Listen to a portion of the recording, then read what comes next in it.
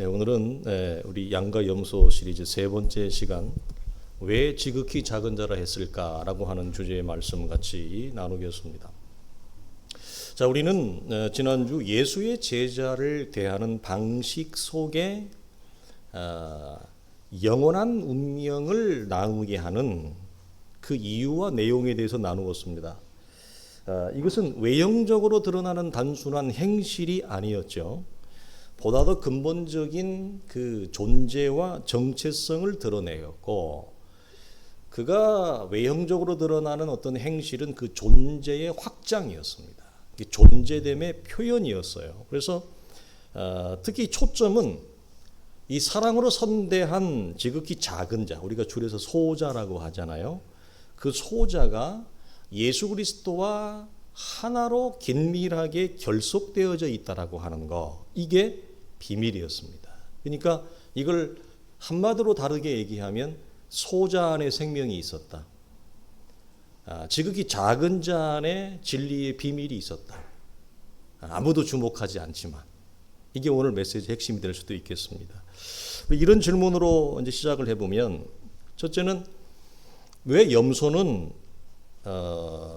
예수의 제자를 외면했을까라고 하는 것. 우리가 이 본문을 통해서 미리 알 수 있는 것은 뭐냐면, 본문에 등장하는 염소는 한 교회 공동체 안에 있습니다. 한 이웃입니다. 그러니까 다른 공동체가 아니고 한 공동체 안에 있다는 사실을 전제하고, 그러니까 이들은 서로 아는 사이예요. 모르는 사이가 아니라는 거예요. 더욱이 염소들은 알아봐요. 누구를 알아봐요? 심판하시는 그리스도를 알아봐요.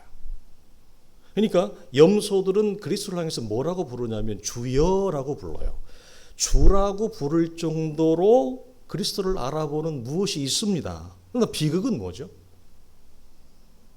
아니, 염소는 그리스도를 알아보는데 그리스도가 그들을 알지 못한다고 선언하는 데 있습니다. 이게 이제 비극입니다. 그래서 우리가 여기서 그리스도가 그들을 알지 못했다라고 하는 것은 첫째 뭐냐? 우리가 이미 나누었던 거. 그리스도를 그들은 잘못 알고 있었다는, 평생을 오해하고 있었다라고 하는 것이 전제되어지고, 두 번째는 뭐냐면 지난주 나눔의 결론. 주여라고 하는 입술의 고백은 있었어요. 입술은 있었지만 그리스도와 아무런 관계가 없는 삶을 살았어요. 이 염소의 특징이. 그러니까 주여라고 하는 입술의 고백은 참 아름다운 거였지만 그 입술의 고백이 몸의 고백으로, 입술의 관계가 몸의 관계로 확장되지 못하는 안타까움이 있었습니다. 구약은 한결같이 이 악인의 특징에 대해서 특별히 시편과 잠언과 전도서, 이 시가서에서 많이 표현을 하는데, 악인은 이웃의 고통을 볼 수 없는 자, 다르게 얘기하면 은혜를 베풀지 않는 자로 나타납니다. 그래서 이들이 그렇게 살아가는 이유는 그 인간의 구조가 가지고 있는, 염소라고 하는 인간의 구조가 자기라고 하는 울타리밖에 없는 존재를 가진 결과입니다. 이걸 우리가 바울의 관점으로 얘기하면 뭐죠? 그 사람은 철저히 육체에 속한 첫사람의 조건, 첫사람의 근거에 모든 삶의 기반과 뿌리를 두고 세상을 살아가기 때문에 그 사람의 인생의 전망 속에서는, 시선 속에서는 이웃과 타인의 개념은 없는 겁니다. 영원한 타인이죠. 영원한 타인으로 있는 겁니다. 그래서 그들의 시선에 이웃은 없고, 이웃은 죽은 자입니다. 이웃은 죽은 자로 있어요. 그러면 뭐냐? 이 사람은 자기만 살면 됩니다. 그러니까 자기만 살면 된다고 하는 말을 다르게 하면 뭐냐면 철저히 인간의 생존의 본능에 매우 충실한 사람이에요. 생존 본능이.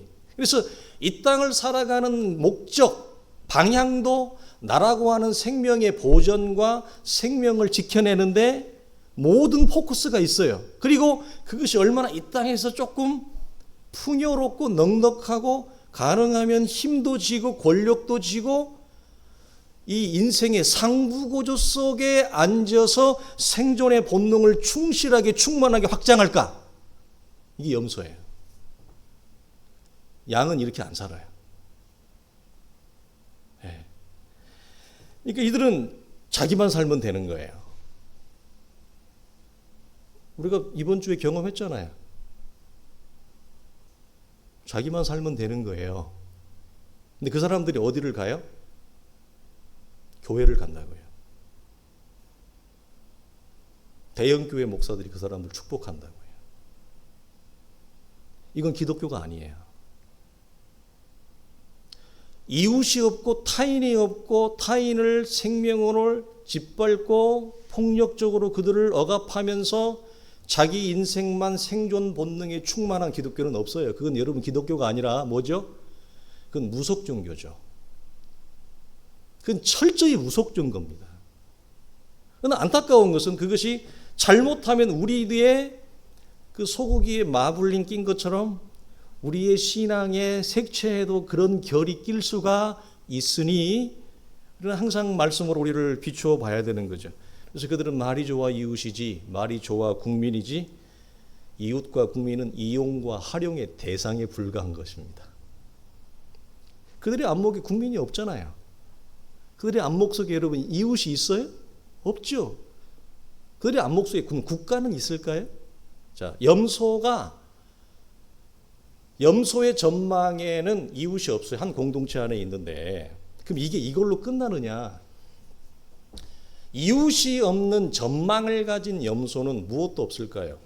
공동체도 없습니다. 교회도 없는 겁니다. 그들 속에는. 무엇에만 충실하면 된다고요? 자기의 생존만. 그 생존이 얼마나 이 세상에서 강력하게 큰 나무가 되느냐. 사람들이 부러워하는 그런 존재가 되느냐. 이것에 모든 인생의 활력과 에너지를 집중하는 거예요. 그래서 그들은 몸으로 존재로 말하지 않고 항상 뭐만 있다? 입으로만 말한다. 이 말입니다. 여러분 굉장히 양과 염소의 메시지를 제가 계속 끌고 가는 이유는 너무 중요해요. 너무 여러분 소중합니다. 두 번째는 이거예요. 왜 성경은 예수의 제자를 작은 자라고 표현하면 되는데 너무 비하하는 거 아닌가. 그냥 그렇게 얼마나 볼품이 없으면 예수께서 직접 얘기하는 거예요. 지극히 작은 자래요. 예수의 제자가. 얼마나 볼품이 없으면 우리거든요. 우리를 향해서 지금 그렇게 말씀하시는. 왜 그렇게 표현할까? 여러분 왜 그럴까요? 여러분 예수의 제자는 이 세상의 질서와 관점에서 볼 때는 눈에 들어올까요? 안 들어올까요? 눈에 들어오지 않습니다. 우리는. 눈에 들어오지도 않을 만큼 하찮은 존재 정도로 보입니다. 어디의 관점에서? 물질과 성공이라고 하는 육체적 관점에서 볼 때 하나님을 대리하는 제자들, 하나님을 대리하는 목회자들, 그들이 여러분 중요한 존재로 그들 속에 보일까요? 자, 하나님의 나라, 천국을 대표하는 주의 교회, 여러분 교회가 그들 속에 여러분 소중한 존재로 여러분 비춰질까요? 비춰지지 않습니다. 근데 중요한 것은 자, 하나님을 대리하는 제자가 내 시선에 그렇게 중요한 자로 보이지도 않고 이것은 동일하게 무엇으로 연결된다? 하나님의 나라를 대표하는 주의 교회가 내 인생의 중요한 가치로 보이거나 여겨지지도 않는데 만약 그 사람이 교회의 중직자로 있으면 어떡할 거예요? 그 사람이 만약에 교회의 장로님으로 있으면 어떡할 거예요? 그 사람 때문에 교회가 무너져요. 전망이 시선이 양과 염소의 운명을 가른 것처럼 이 시선이 교회를 무너뜨립니다. 만약에 목회자가 이런 시선과 전망을 가지고 있는데 목회를 한다. 교회는 말아 드시는 거죠. 철저히 육체의 내용과 재료로 교회를 꽉 채우는 거예요. 그래서 제가 그랬어요. 몇 주 전에. 십자가만 걸어놨다고 교회가 아닐 수 있다. 현실적으로. 자, 그래서 염소들에게는 이처럼 전혀 중요한 가치가 아니니까 홀대한 거예요. 자, 그러면 그들에게는 무엇이 중요하느냐? 우리가 이 앞에 바로 나왔던 게 뭐라고요? 달란트 비유를 왜 놨겠어요? 이들은 나라고 하는 존재를 둘러싸고 있는 생존 본능, 이 삶의 안전이 훨씬 더 중요한 것입니다. 이웃보다, 교회보다. 그래서 본문에서 직시하듯이 이들은 그리스도를 주라고 부르는 형태를 띤, 무늬를 띤 성도로 교회 안에 있지만 이들의 삶의 중심에는 예수의 제자는 없습니다. 이들의 삶의 중심에는 주의 교회는 없습니다. 그것이 우선이 되거나 그것이 나에게 중요한 가치로 전혀 보이지 않기 때문에 외면하는 것입니다. 아니, 눈에 들어와야 도와주죠. 그렇잖아요. 아니, 눈에 들어와야 도와주는 거거든요. 살피는 거거든요. 근데 눈에 들어오지를 않는데 뭐. 저 사람이 힘든지, 저 사람이 지금 신음을 하는지, 온 국민이 이렇게 지금 힘들고 신음하고 이거 아니어도 코로나 이후에 온 국민이 신음하고 전국에 공실이 이렇게 늘어나고 월세를 못 내는 자영업자들 소상공인들이 늘어나고 사람들이 돈이 없어서 옷을 안 사 입고 외식을 안 하고 이렇게 온 국민들이 신음하고 있는데 신음을 못 듣는 거예요. 왜? 눈에 들어와야죠. 그게 눈에 안 들어와. 악인의 특징이 뭐라고요? 잠언과 전도서가 이웃의 힘듦과 아픔이 눈에 들어오지 않는 자들. 그러니까 당연히 도와줄 마음도 생각도 없는 것입니다. 그래서 외면하는 것입니다. 모르는 채가 아니라 모르고 사는 거죠. 오직 참된 양만이 여기에서 가치의 전복, 우선순위가 전복되는 게 일어나는 거예요. 염소는 이 가치의 전복, 우선순위의 전복이 일어나지 않고 끝까지 이 구조를 가지고 죽을 때까지 갑니다. 그리고 끝냅니다, 세상을. 그러니까 아무런 그 삶을 통해서 하나님이 아름답게 세우시고 이루시려고 하는 그 하나님의 나라에 작으면 작은 대로 크면 큰 대로 삶의 아름다운 풍경이 일어나야 안 일어나요? 안 일어나죠. 쓸쓸히 인생을 마감하는 것입니다. 자, 우리가 잘 아는 대로 고린도전서 1장을 보면 이 말씀이 있잖아요. 십자가의 도가 멸망하는 자들에게는 미련한 것이요 구원을 받는 우리에게는 하나님의 능력이라. 우리는 십자가에 못 박힌 그리스도를 전하니 유대인에게는 꺼리끼는 것이요 이방인에게는 미련한 것이로되 오직 부르심을 입은 양들만 그리스도는 하나님의 능력이요 하나님의 지혜니라. 아멘. 염소들에게는 여러분 복음은 그리스도의 십자가는 미련한 것으로밖에 안 보여요. 그러니 누가 미련하게 보이는 것에 도움을 주겠습니까? 누가 여러분 망할 것 같고 미련하게 보이는 것에 투자하겠습니까? 안 하죠. 이게 염소의 시선의 전망이에요. 오늘의 본문의 방향과 틀은 염소의 전망과 염소의 시선입니다. 그러니까 우리는 이 부분에 다시금 확인해야 되는 것은 이것이죠. 시선입니다. 주님이 마태복음 16장에서 너희는 나를 누구라 하느냐? 다른 사람들이 말하는 거 말고 너는 나를 누구라 하느냐? 그리스도를 어떻게 바라보는가의 시선입니다. 육체의 시선으로 바라보는가? 우리가 금방 양육하면서 나누었어요. 인본주의의 인간의 시선으로 그리스도의 복음을 이해하는가? 신본주의, God-centered thought로 하나님의 복음을 이해하고 있는가? 복음 진리의 시선으로 이해하고 있는가? 그래서 육체의 시선에 있는 자들은 빨리 그리스도 중심의 시선으로 시선의 전환, 전복이 일어나야 돼요. 이게 구원이에요. 그리고 이것이 전복이 일어날 때 무엇이 나타나냐면 영적인 성숙과 변화가 일어나요. 그럴 때 지극히 작은 예수의 제자가 나에게 보여지기 시작하는 겁니다. 시선이 전망이 열어져야 지극히 작은 자가 보여진다니까요. 그럴 때 주의 교회가 보여요. 그래서 여러분 시선과 전망이 얼마나 중요한지 모릅니다. 이게 너무너무 소중한 거예요. 왜 시선의 전환을 강조하느냐? 시선이 운명을 결정하였기 때문에 그렇고.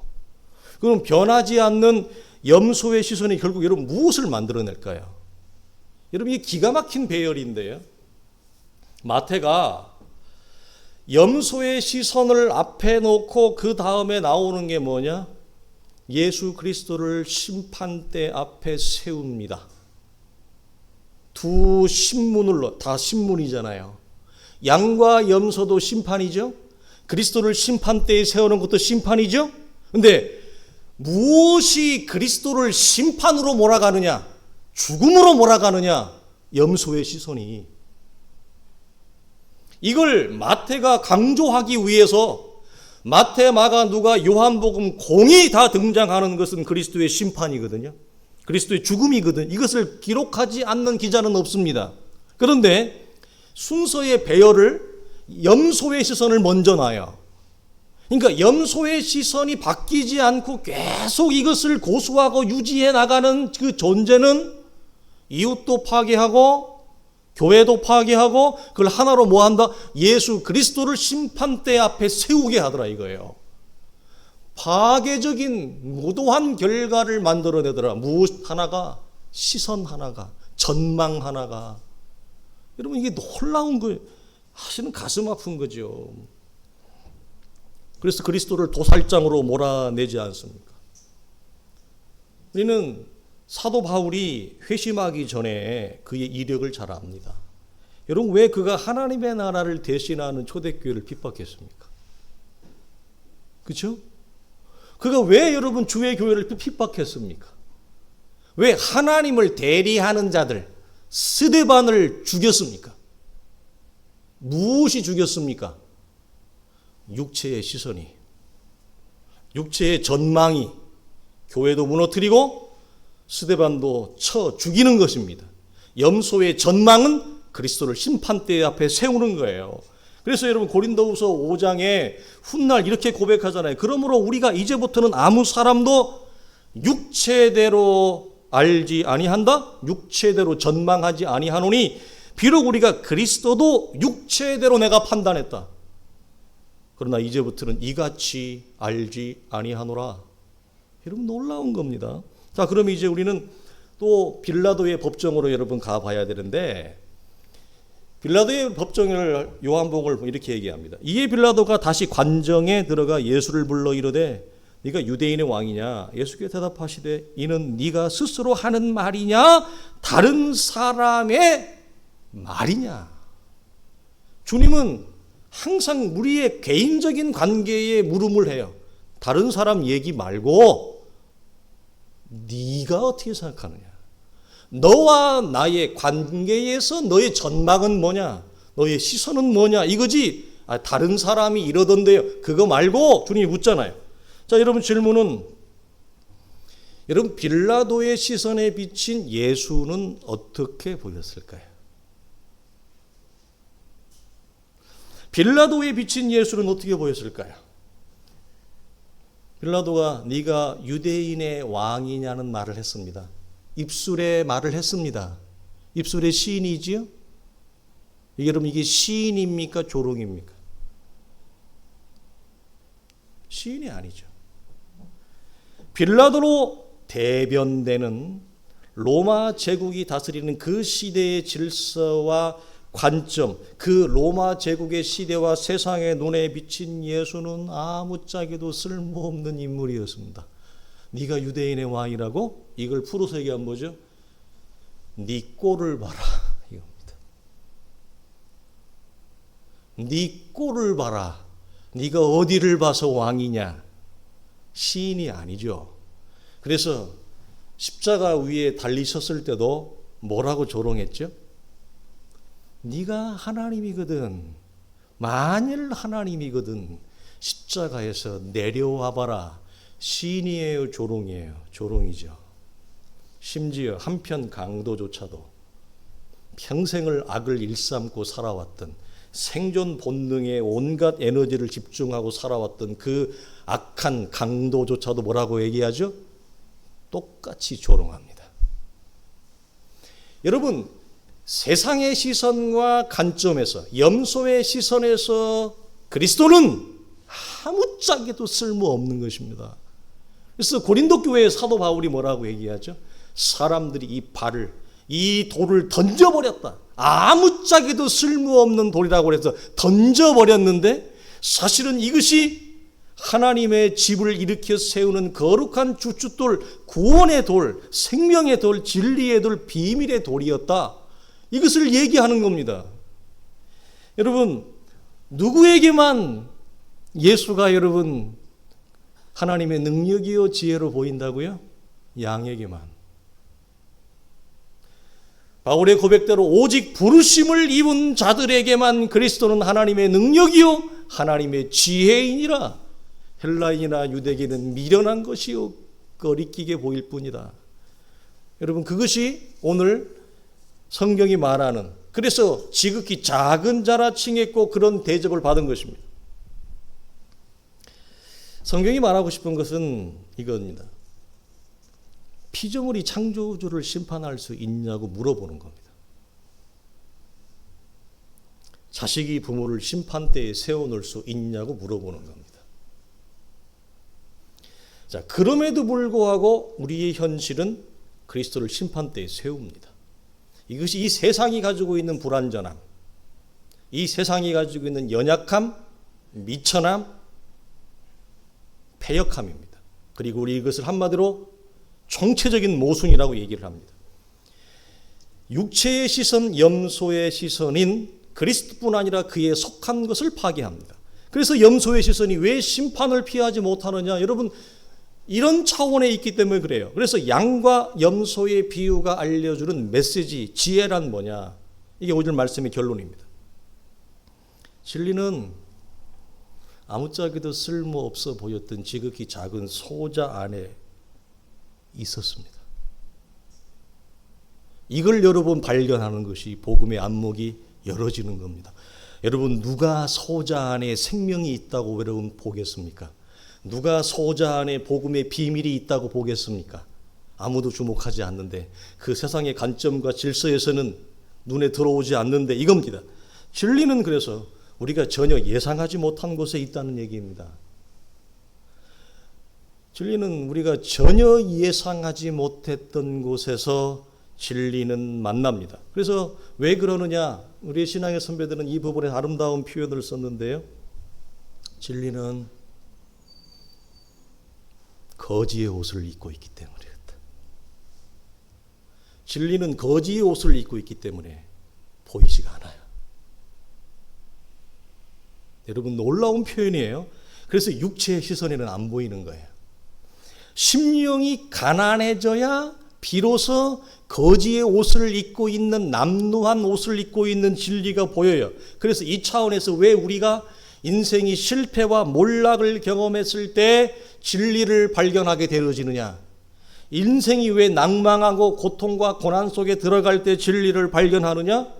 나라는 존재를 둘러싸고 있는 육체가 비로소 깨어지기 때문에, 육체의 존재가 외부적인 어떤 원하지 않는, 예기치 않는 일과 조건 때문에, 환경 때문에 육체가 부서지고 깨어지고 낮아질 때 낮은 자리에 있던 남루한 옷을 입고 있었던 진리가 여러분 보여지기 시작하는 겁니다. 육체의 시선에서 소자는 미천할 뿐이에요. 그래서 아무도 예수 그리스도를 주목하지 않았습니다. 진리란 화려한 곳에 세상의 중심에, 권력의 중심에 있을 것으로 사람들은 기대합니다. 복음의 비밀은 그래서 세례 요한의 관계를 통해 예수님이 이렇게 말씀하셨잖아요. 화려한 왕궁에 있지 않다. 복음의 비밀은 어디에 있다 그랬습니까? 광야에 있다 했습니다. 그래서 이렇게 물어봐요. 너희가 무엇을 보려고 광야에 나갔더냐? 이 말을 3번 반복해서 물어봐요. 자, 여러분, 이게 무슨 말일까요? 사인입니다. 이정표입니다. 무엇을 알려주는, 진리가 어디 있는지, 복음의 비밀이 어디에 있는지 주님이 그 장소를 물리적으로 설명을 한 거예요. 3번 물어보면서 반복하면서 강조하면서 무엇을 알려줬느냐? 진리가 있는 곳을 얘기해 준 거예요. 진리는 화려한 도시에, 화려한 왕궁에 있지 않고 아무도 주목하지 않는, 예상하지 않았던 광야 속에 있다. 이걸 얘기를 했어요. 그럼에도 불구하고 우리는 어디서 찾아요? 그럼에도 불구하고 우리는 이 말씀을 쉽게 간과해버리고 내가 원하는 화려한 왕궁과 화려한 도시에서 진리를 찾아 헤매고 있습니다. 그래서 진리가 열어지지 않습니다. 안 보이는 겁니다. 엉뚱한 곳에서 찾으니까 주님이 분명히 어디 있다고 그랬는데 광야에 있다고 그랬는데 광야는 뭐예요? 아무도 주목하지 않는 거, 사람들이 예상하지 않는 거, 내 인생이 풀어지지 않는 거, 내 기대와 생각과 인생이 절대로 열어지지 않는 절벽 위에 서 있을 때, 육체가 비로소 무너질 때 거기에서 발견되어진다라고 하는. 우리는 그러나 내 인생이 펼쳐지고 화려한 왕궁과 같이 실크 옷을 입은 모든 사람들이 주목하는 자리, 세상의 성공과 권력의 중심에 올라가야만 그것이 나에게 진리라고 생각하기 때문에 열어지지 않는 것입니다. 그래서 우리의 실수는 이 세계의 시선과 질서에서 찾으려는 데 있습니다. 우리가 이런 말씀 나누었습니다. 오아시스는 어디에 있다고요? 광야에 있습니다. 오아시스가 도시에 있으면 그건 오아시스가 아닙니다. 그건 관계수로죠. 관계수로입니다. 그래서 도시에서는 물을 아무리 많이 먹어도 내 인생이 평온하고 평안할 때는 아무리 좋은 설교를 많이 들어도 그것이 나에게 복음으로 진리로 열어지지 않는 것입니다. 그러나 내가 인생이 몰리고 인생의 지극한 실패와 강야 속으로 죽을 것 같은 숨이 턱턱 막히는 그런 지경과 그런 자리로 내가 인생이 몰릴 때, 인생의 바닥을 칠 때, 인생이 그런 몰락을 깊게 경험할 때, 아무런 소망이 없다고 할 때, 그때 들은 설교는 내 눈을 열어버립니다. 그래서 오아시스는 도시에 있는 것이 아니라 사막 한가운데 광야 속에 있다라고 주님이 우리에게 언급을 했어요. 그러나 우리는 이 사실을 들었음에도 불구하고 우리는 다른 곳에서 찾으려고 하는 취임새를 취합니다. 소자 안에 진리가 있다는 말은 모순 안에 진리가 있다는 말이기도 합니다. 왜 모순이죠? 사람들이 예상하는 곳에는 진리가 없기 때문에 모순입니다. 왜 모순이냐? 사람들이 예상하지 않는 곳에 도리어 있기 때문에 모순이에요. 그래서 진리는 감추어져 있습니다. 우리가 원하는 곳에 진리가 있지 않습니다. 이 차원을 말씀합니다. 예수는 그 시대의 질서에서 볼 때 지극히 작은 소자였습니다. 아무도 주목하지 않은 것입니다. 그러나 그 지극히 작은 소자 안에 지혜와 지식의 모든 보화가 감추어져 있었습니다. 소자 안에, 예수 안에 감추어져 있었습니다. 이것이 우리에게 주는 이 양과 염소가 지극히 작은 자가 영원한 운명을 가르는 기준과 잣대로 성경이 제시하는 이유가 바로 여기에 있습니다. 그러므로 우리는 여러분 우리의 삶의 모든 자리에서 우리는 이제는 감사하게도 광야 속에서 보화를 발견하는 자가 되었고 광야 속에서 보화를 볼 수 있는 능력과 지혜를 갖춘 자가 되었습니다. 우리는 왜? 남이 안 가는 길을 갔거든요. 남이 안 가는 길을 갔어요. 사람들이 원하는 대중적인 길, 넓은 길을 내가 일부러 마다하고 내가 스스로 광야의 좁은 길을 여러분이 선택하고 여러분 왔어요. 여러분 우리 나이가 적은 나이가 아닙니다. 적은 나이가 아닙니다.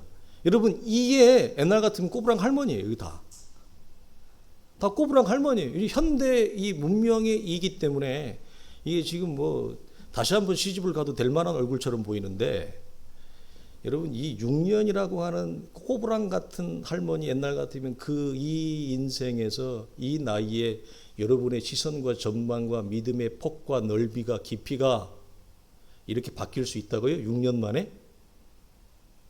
불가능합니다. 저는 이건 특별한 하나님의 은혜라고 봐요. 하나님이 주의 교회를 세우라고.